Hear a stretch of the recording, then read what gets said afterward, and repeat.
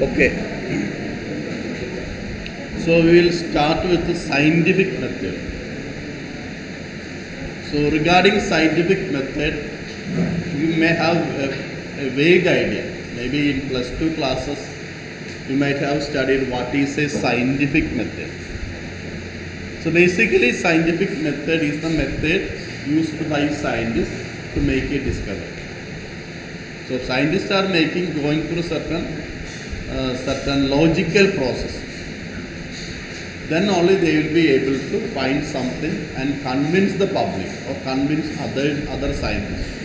Then only that discovery will be accepted by the science. For example, you are discovering a new species of butterfly or a new species of bird. For the scientific community to accept it, you have to either first publish it in a scientific journal. Then for publishing it in a scientific journal, you have to go through certain procedure. So only if you are publishing it in a scientific journal, the scientific community or the general public will accept your discovery as a new discovery. So you cannot simply make an argument that this is a new species, I have found it. But the scientific world will not accept it. So for every discovery, you have to go through certain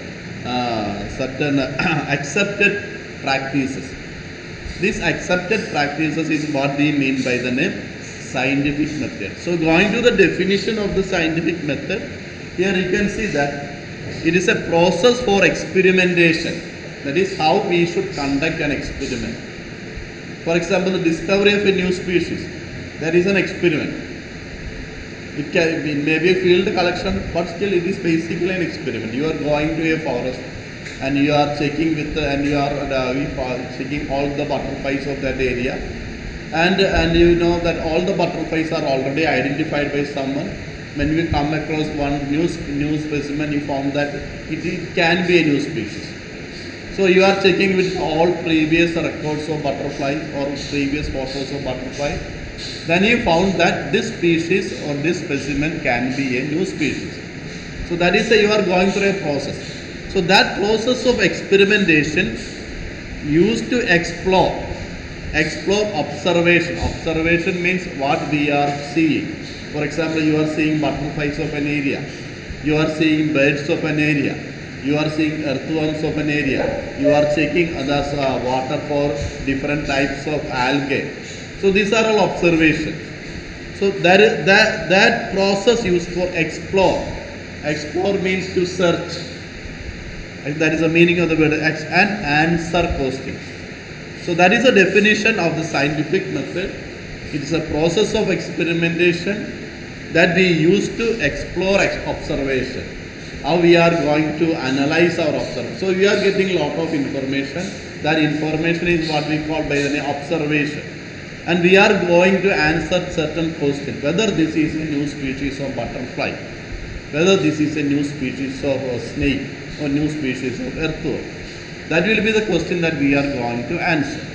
Now, what are the important purposes of scientific method? The second paragraph explains that it aims to discover cause and effect relationship. There is a cause. For example, this fan is rotating in this way because the fan is rotating because we are giving electricity and there is a motor inside. When we are supplying electricity, the motor will be working, and that working of the motor is causing the fan to rotate. And for every day you are seeing that sun is rising in the east.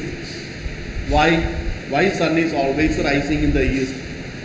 Because from ancient times onwards, people are thinking why sun rise always in the east. Now we know the answer, because earth is rotating from west to east. So at the east, sun will be always coming. That is why sun is always rising in the east. And then the sun is always setting in the, because of the same reason, the earth is rotating from west direction to the east direction. Why we are having day and night? This is another question that was that was confusing our ancient thinkers. Why there is day and night? We also know that because the rotation of the sun. because of the rotation of the sun and because of the evolution of the sun around the earth. Because of the earth, because of the rotation of the earth and the revolution of the earth. So these are the reasons for the presence of day and night. And we have different seasons also because earth is revolving around the sun. So when earth is coming near to the sun, we will be having summer. When earth is going away from the sun, we will be having winter. So today we all have an answer for it. And we found, scientists found out this answer by careful observation and by careful recording of the various things, various kind of information they have collected. So that is known as a cause and effect relationship. For example, if you take a pen and drop it down, the pen will be always falling down. There is a reason for that. Why the pen is not going up? If you release water from a mug, the water will be flowing down. Why the water is not going up? Today we know the reason. There is a phenomenon known as gravity. This phenomenon which Isaac Newton has discovered. When the apple fell on his head, he started thinking, why this apple always coming down? Why it is not going up? So for every phenomenon that we are finding on earth, there will be some reason. That reason and effect, that cause and effect. That cause and effect relationship is what scientific method tries to understand. When we are going through a scientific method, we have to find what is the cause, what causes this phenomenon, what is the reason for the occurrence of this phenomenon. So that is known as a cause and effect relationship. For every phenomenon or every action that is taking place on this earth, there should be some reason, there should be some cause. Without a reason or without a cause, nothing will be taking place on this earth. So that is known by the cause and effect relationship. So in a scientific method, we will be going through this cause and effect relationship. Another is that we will be asking questions. I have told you about different types of questions. One, sun is always rising in the east. Why the water is always flowing down? These are all questions. So by asking questions, we are trying to find out what could be the possible reason. So that's carefully gathering. Gathering means collecting and examining the evidences. So when we say that the sun is always rising in the east, we have to provide some kind of evidence. Then only the scientific world or the general public will accept our discovery. So we have to get sufficient number of evidences, supporting proof. Without providing sufficient number of proof, nobody is going to accept our argument. So there is a carefully gathering and examining the evidence. Then seeing if all the available information can be combined into a logical answer. For example, the water is flowing down. Isaac Newton was thinking about it for a long time. And he discovered the phenomenon known as gravitational force. And he made important contributions on that. So today we know that it is because of the gravitational force. Why there is gravitational force? Every rotating body on this universe will be having a gravity. It will be attracting every other body to it. For example, sun is rotating. It is because of the rotation of sun, it is having a gravitational force. It is because of the rotation of the earth, there is a gravitational force.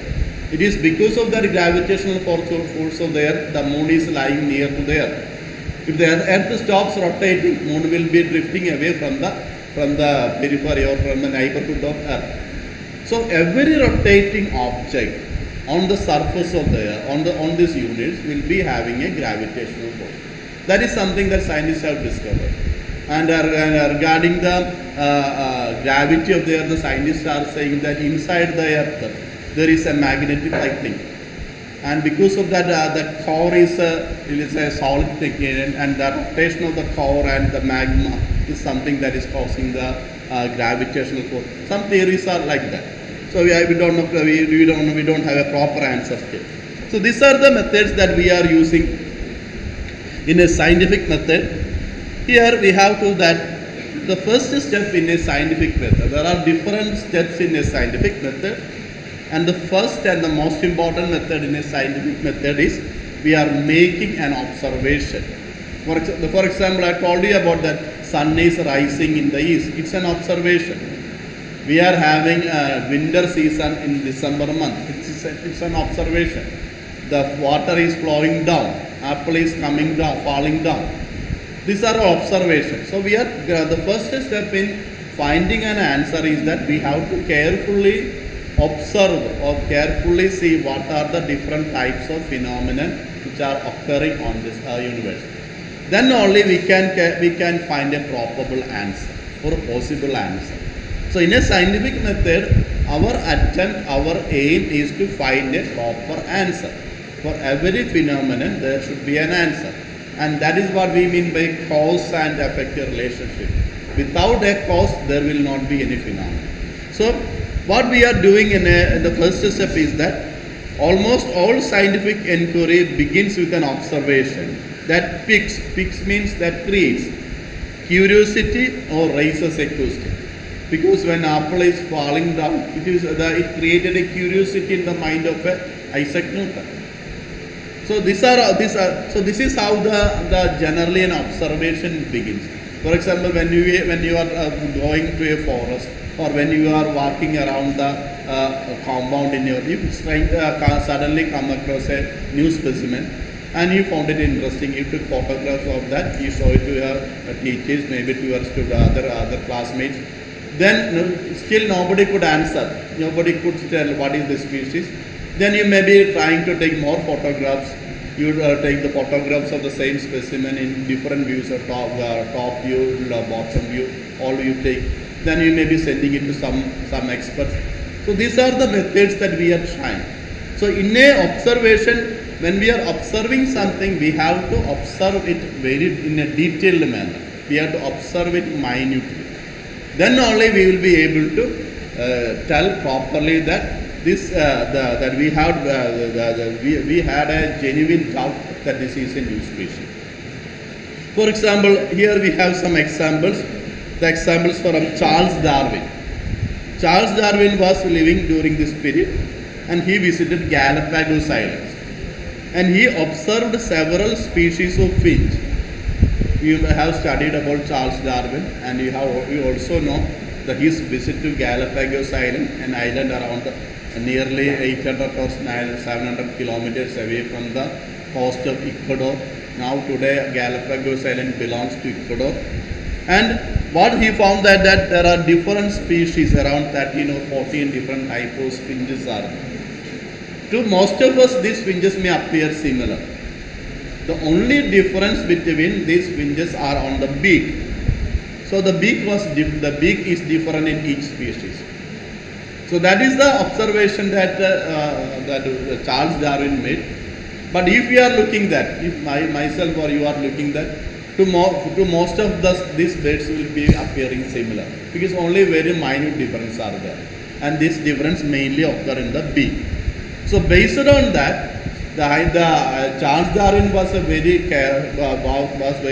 always observed things very keenly. It was his keen observation that helped him to discover these kind of things. So it was because he has been spending years in South America. Maybe 3 to 4 years he was spending in the forest of Amazon. So based on his observation, he found that there are different species of finches, and each species of finch will be having some uniqueness. Basically, they are differing from each other based on the shape and size of their beak. So according to that, he found out that these species which are living in different islands are adjusting to the local food availability. For example, in one island there is only insects are available. That is the main food. So finches gradually modified into insectivorous type of food, and their beak also developed in that direction. In another area there is only nectar was the only source. So that what happened is that the nectar is the only type of food. This Ecuador, the Galapagos Islands are basically dry islands, volcanic islands. There are not much forest or other type of vegetation. Only few species of plants are there. So in one island, the only type of food available was the nectar in the flower of the plant. So what the finches they are living, doing, they gradually through generations they modified their beak and become more long or elongated beak, just like our sunbird or honey sunbird, or they have a very long beak, and using their long beak they were able to drink nectar from the flowers. So this is how these are all observations. So in a scientific method, one of the most important steps is making thorough observation, very keen observation. Only if you have a good ability for observation, then only you can discover something. That happens everywhere. So if you are a good scientist, you can also succeed in several other areas of your life, because you might have developed good observation. It's that observation that helps the scientists to be good to make discoveries. So beaks of the finches were quite variable and seemed to play an important role in how the birds obtain food. So that is the relationship between the nature of the bird. These birds captivated means motivated or attracted Darwin. He wanted to understand the forces that allowed so many different varieties of finches. Why there are different species of finches to coexist successfully. That is another thing. There is sometimes in one island we can find 3 or 4 species of finches.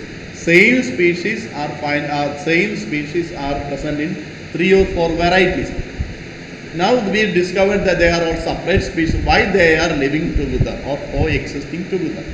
Normally, according to the rule of the nature, no 2 species will live in the same area or live in the same habitat. That is a normal rule.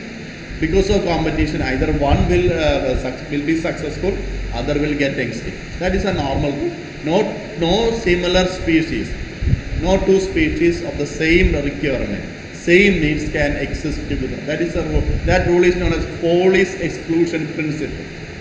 That rule is known as Pauli's. That is why people, for example, you are also when 2 or 3 students are applying for the same post, they all have the same qualification. They will have to compete. So only one will be successful in there. The same rule applies here.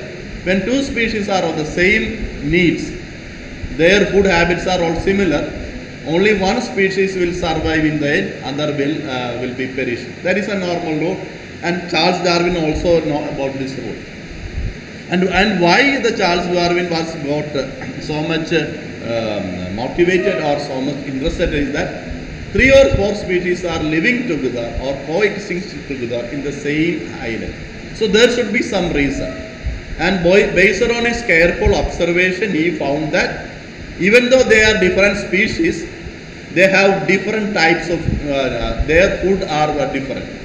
One is feeding on insect, another is feeding on nectar, another is feeding on beetles present on the bark. So they are showing difference. That is why they are able to successfully live together or coexist together in the same place. So that was the observation that Charles Darwin made.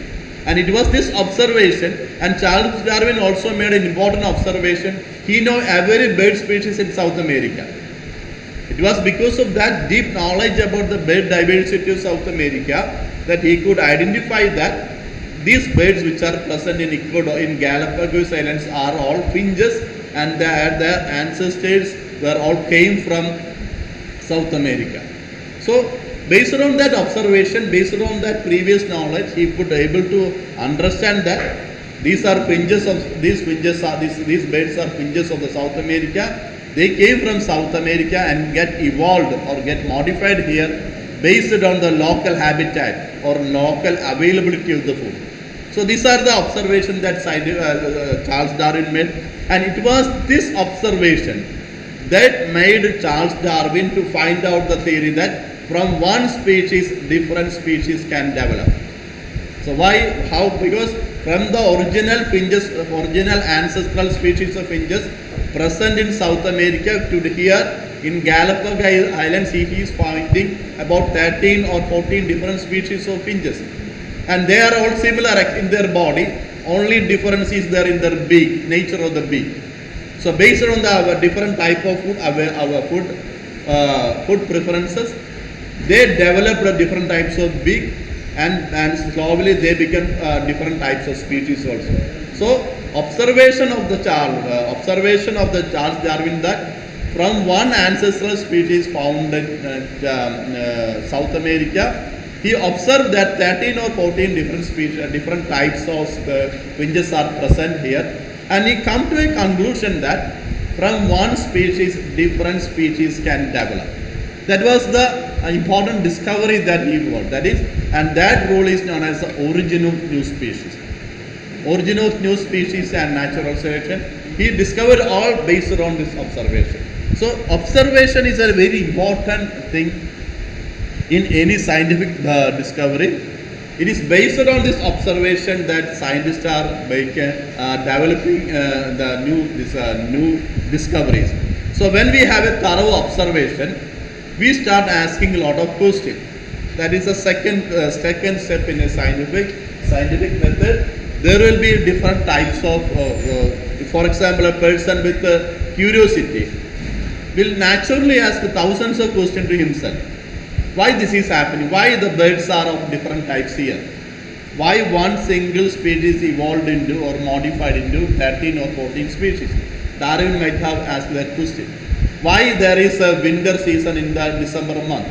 Why there is why the rain are coming in the June or July?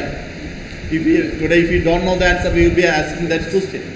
So when we are making a thorough observation, detailed observation, we will be having a lot of questions in our mind. That step is known as ask a question.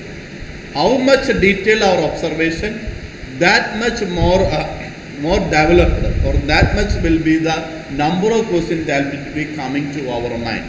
So purpose of the question is to narrow the focus of the inquiry, so that from a wider perspective we are coming to a more specific, more narrower specific level to identify the problem in specific terms.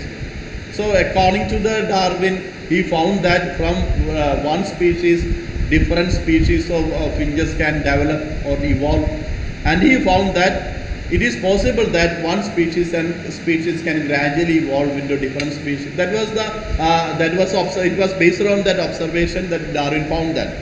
The question Darwin might have asked for, I have asked after seeing so many different finches, was something like this: what caused diversification of finches on the Galapagos Island? Why there are so many different species of finches? What is the reason for that? So he had to find, because he start thinking about the reason. Today he discovered some important theories about evolution, and that's still that theory, even after several hundred years, it still works. In that theory, nobody can disprove that it is wrong. So it is based on the diversification of the finches that Darwin started thinking about the reason. Here you can see that these are pictures. Here you can find, this is the cactus finch. The cactus finch has developed a beak to suit the food present in a cactus. Here this is a large ground finch. It developed a beak similar to the beak of a parrot. So for that it is easy for it to see the seeds. Here you can find vegetation finch. They are eating on the buds of the plants. So their beak is like this. See here, woodpecker finch. Woodpecker finch will be feeding on these worms. So its beak is gradually developed into the nature of a woodpecker, the beak of a woodpecker.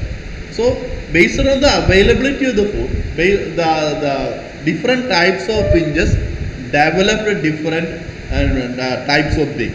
That is what the scientist Charles Darwin had.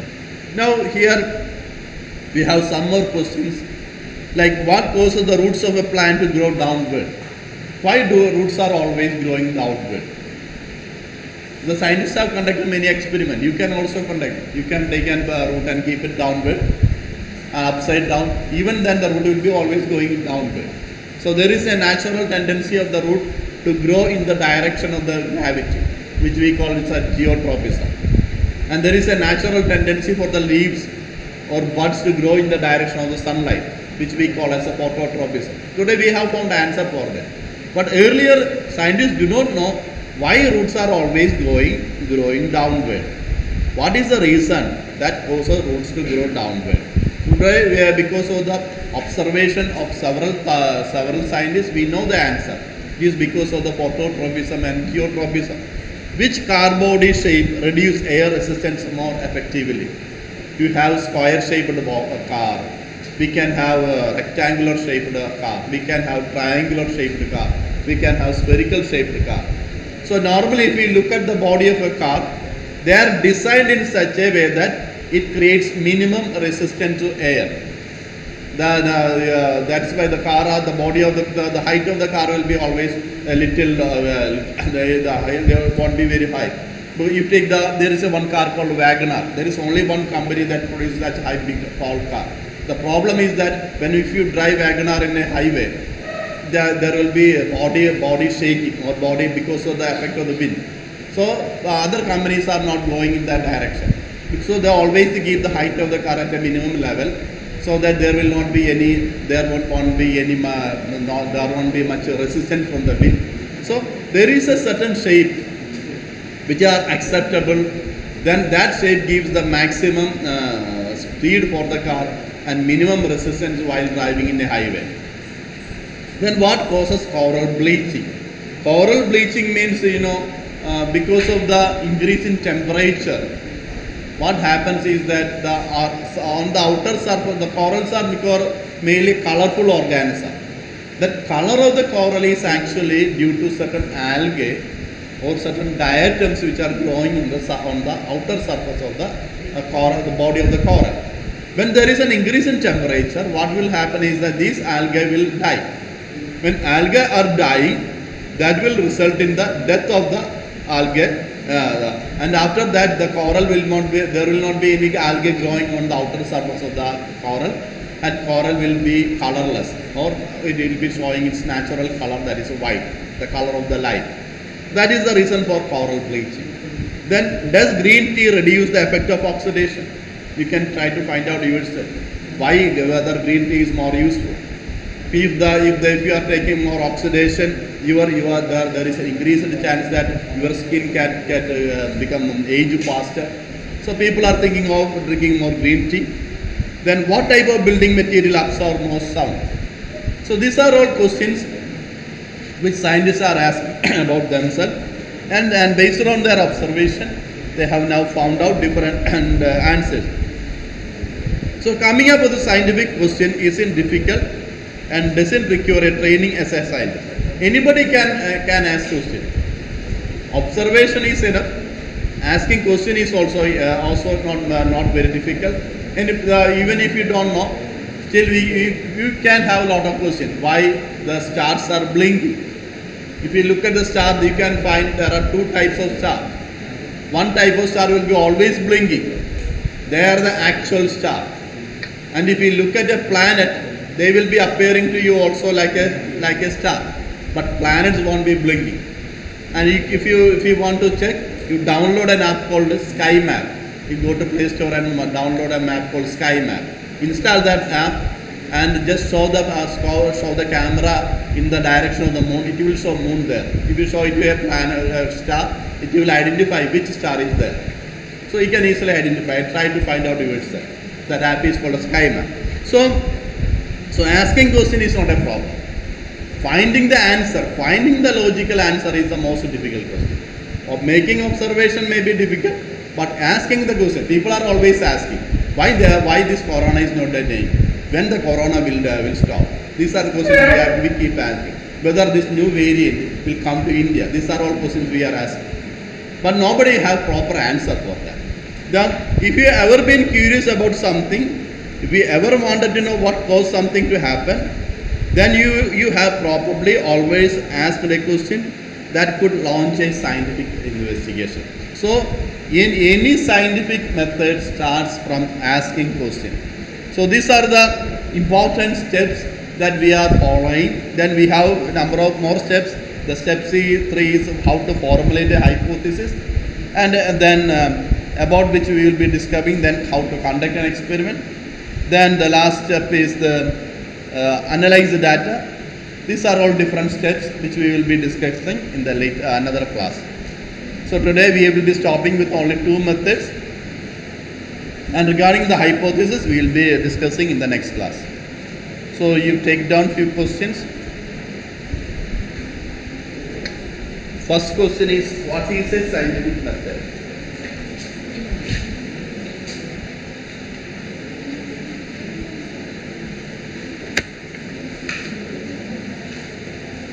And second question, what are the different steps in a scientific method?